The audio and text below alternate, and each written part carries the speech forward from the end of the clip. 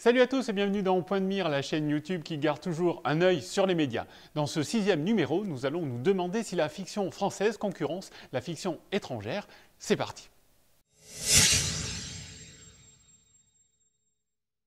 À la télévision française, la fiction bien de chez nous dépasse désormais la fiction américaine. En 2016, dans le classement des 100 meilleures audiences, vous pouvez constater que la fiction française occupe 37 places, dont 36 signées TF1, contre 2 uniquement pour les séries américaines.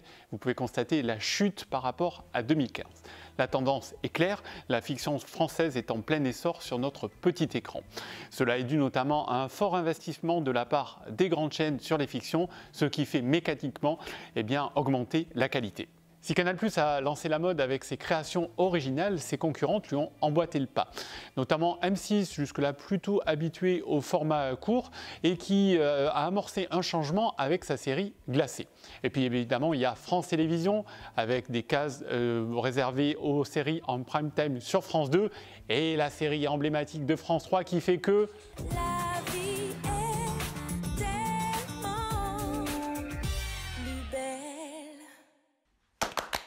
Le service public compte passer de 400 heures de fiction produite en 2015 à 600 heures d'ici 2020, notamment en créant de nouvelles cases, des secondes parties de soirée et des feuilletons le week-end en fin de journée.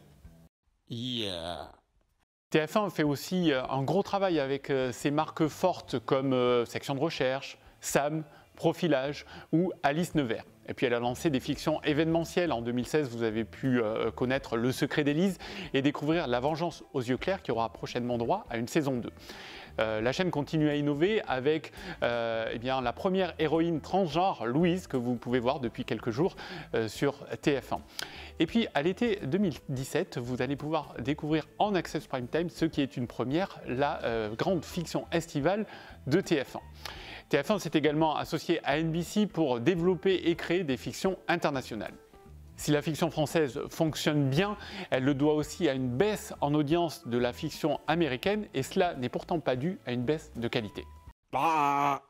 D'abord, les marques qui fonctionnaient très fort auparavant, comme Les Experts, Mentalist ou Dr House, se sont arrêtées et n'ont jamais vraiment été remplacées. Et puis, c'est les marques fortes qui marquaient et qui étaient appréciées jusque-là, comme NCIS ou Castle, fonctionnent désormais moins bien.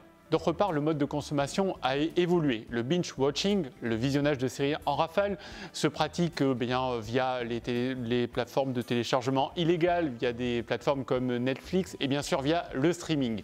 Ce qui fait que les séries, quand elles sont diffusées à la télévision française, les téléspectateurs les ont le plus souvent déjà vu, ce qui est notamment dû au délai de doublage.